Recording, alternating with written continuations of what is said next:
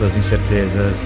E aí eu tinha Deus em uma fórmula, assim, sabe? Eu tinha ele numa caixinha, que se eu fizesse uma série de rituais, aquilo ia acontecer. Dízimos, ofertas e orações, campanhas de jejum, tudo que vocês possam imaginar que a gente ouve na igreja. Sim, cara, sim. Se fizer isso, dá certo. Não deu certo. Eu quebrei, na verdade, uma vértebra, a sexta vértebra do pescoço. Então, eu já jogava futebol. Eu tinha 18 anos. 18 anos é a idade que o menino aqui no Brasil tá... É o limbo ali. Ou você vai ser jogador profissional ou já era. E eu era titular da categoria de base de São Paulo e tomei 3 cartões amarelos, fiquei suspenso de um jogo e fui passar um final de semana na casa dos meus avós paternos em Caldas Novas. E aí, para quem não sabe, Caldas Novas é super famosa, né? Pelas águas termais, os parques ali, toboágua, enfim. E aí eu brincando com meu irmão num toboágua, do jeito que eu desci de cabeça num toboágua, eu bati com a cabeça no fundo da piscina, aí meu pescoço virou, né? Os médicos chamam isso de chicote, virou, eu dei uma cambalhota embaixo da água e voltei. Quando eu voltei, minha cabeça estava sangrando, eu fui pro pronto-socorro do clube, o médico fez a radiografia, deu os pontos na minha cabeça e falou, olha, a radiografia tá ok, tá os pontos aí na sua cabeça, você precisa manter uma certa tranquilidade nos próximos dias e vida normal, vida que segue. Isso foi num domingo, voltei para São Paulo, treinei na segunda e na terça-feira com muita dor no pescoço, muita dor. Contei para os médicos o que tinha acontecido e aí eles pediram para eu refazer os exames. Aí fui refazer os exames e nessa de refazer os exames o médico olhou a radiografia e falou, cara, você tá sentindo seu braço formigar? Eu falei, não, tá normal, tô mexendo os braços e tudo. A perna, alguma parte do seu corpo, você tá tendo alguma disfunção? Eu falei, não, tá tudo ótimo, mas agora eu tô ficando preocupado. Ele falou, pois é, você tem uma fratura na sexta vértebra cervical. E, assim, cabeça de um menino, né, de 18 anos, eu falei, legal, doutor, e aí, quando é que eu posso voltar a jogar? Ele falou, acho que você não está entendendo, hoje não é muito dia de você fazer questionamento, hoje é um dia para você agradecer, porque na maioria dos casos como esse acidente, o cara não anda mais. Então você tem que agradecer. E ali foi um choque assim para mim, porque eu falei, puxa, acho que realmente foi um livramento, mas começou ali um processo de muita dúvida, sabe? Pô, eu tô jogando, vou ser jogador, não... É um processo, eu sempre tive muito apoio da minha família, meus pais sempre foram muito próximos, meu irmão, mas é um processo muito solitário, assim, por mais que você tenha todo o apoio e suporte da família, é muito solitário, porque é você com seus pensamentos, seus medos, suas incertezas. Mesmo você tendo Deus, não ache que você não vai ter esses momentos de dúvidas, de incertezas. Isso foi em outubro. Aí em novembro e dezembro eu passei com o colete cervical, sem jogar, sem nada. Aí em dezembro voltei a refazer os exames, o médico falou, olha, tá ok, você pode voltar a jogar futebol. Eu vou, graças a Deus, amém. Aí voltei a jogar nos juniores, que é a última categoria até chegar no profissional. Isso foi em dezembro. Em janeiro, aqui no Brasil, tem um torneio muito importante para esses meninos, que chama Taça São Paulo de Futebol Júniors. Hoje chama Taça São Paulo Sub-20. E aí eu comecei a jogar a Taça São Paulo no banco, né? Eu era titular, mas por causa da lesão fui para o banco.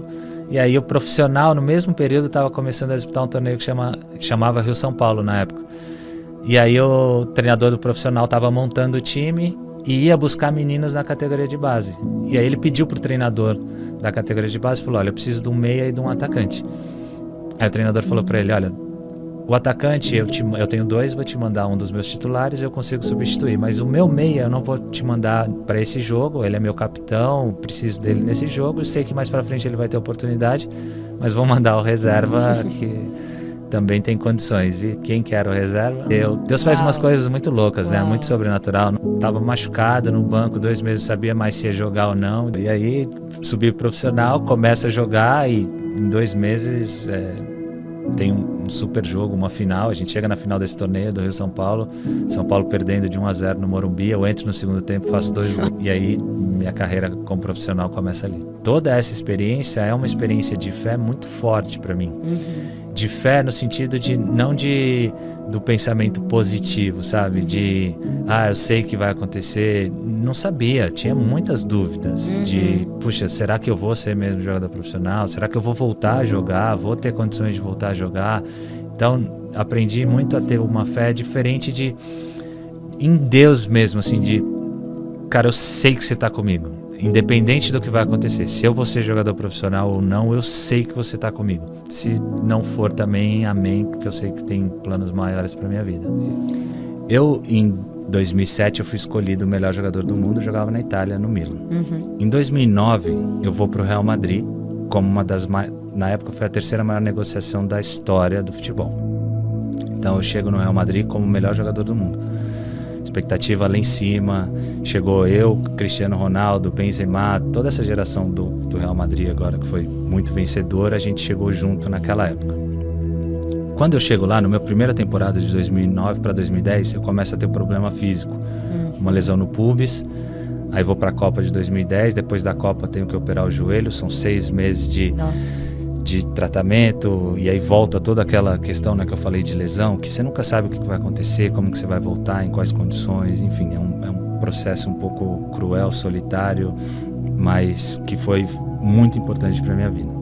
2009, 2010, aí 2011, 2012, 12, 13, 13, 14. Total no Real Madrid foram 4 anos. Esse processo desses 4 anos foi muito louco para mim. Sério? Porque eu cheguei lá com essa expectativa também. Tô chegando como um dos melhores jogadores do mundo, quero ter meus resultados aqui, é um dos clubes mais fortes do mundo. E ao longo desses 4 anos, nada saiu como eu gostaria que fosse. De resultado de campo, de experiências de escolhas de treinador, enfim.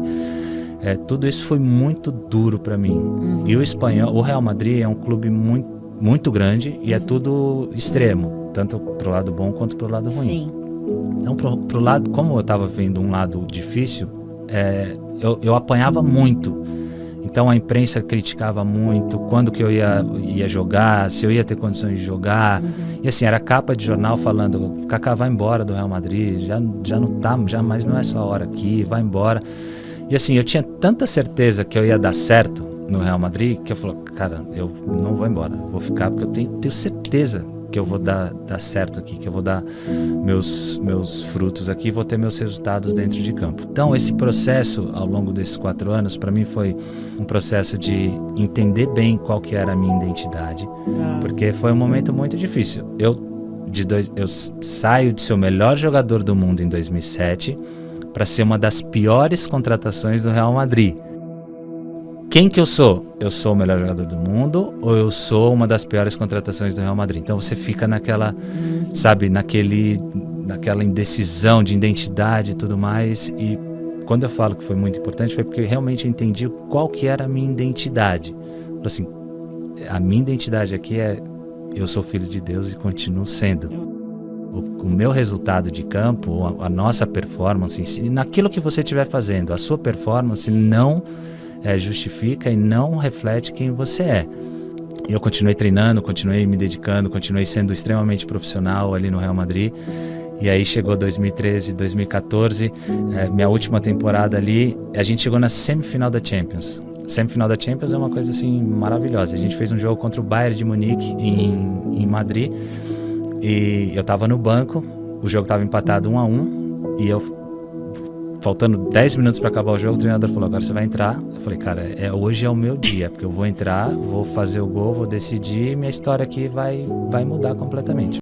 Entrei, o jogo continuou empatado 1-1, prorrogação nada, fomos para os pênaltis, vou bater o pênalti, terceira, bato o pênalti, erro, o goleiro defende, o Real Madrid é eliminado. E aí é muito legal a experiência de relacionamento com Deus, porque eu tinha Deus em uma fórmula, assim, sabe? Eu tinha ele numa caixinha, que se eu fizesse uma série de rituais, aquilo ia acontecer. Dízimos, ofertas e orações, campanhas de jejum, tudo que vocês possam imaginar que a gente ouve na igreja, sim, cara, sim. Se fizer isso, dá certo. Não deu certo. Nada disso deu certo. Foram 4 anos que meus resultados de campo não foram satisfatórios, diante das expectativas que eu tinha, mas foi maravilhoso. Esse ano em março não teve o jogo, mas em março eu fui convidado para fazer parte do jogo de Legends do Real Madrid. Uau. Quando eu recebi o convite, eu falei, cara, deve ter alguma, Não é possível. tem alguma pegadinha aqui. Eles podem estar me convidando por eu ser considerado um dos Legends do futebol e ter jogado no Real Madrid. Fiquei meio assim, reticente, aí conversando com eles, falei, cara, por que vocês estão me chamando? Eu falei, cara, você não teve o resultado de campo, mas a identidade que você tem com o clube, de ter sido um profissional, de ter sido honesto, de ter feito tudo aquilo que a gente tinha combinado, enfim, a gente acha que você caberia nos Legends do Real Madrid. Então, isso para mim foi tão emocionante, mas tão emocionante, porque o mercado em si, ele te coloca uns indicadores de performance. E Deus, ele te dá outros completamente diferentes. Permitir que você fosse o melhor jogador do mundo, campeão da Copa, mas entenda que no meu reino funciona de uma outra forma. Então, essa experiência para mim realmente foi um marco, e aí essa identidade para mim ficou muito clara e marcante, que hoje o reflexo de todos os papéis que eu tenho na minha vida é por causa de ser filho de Deus.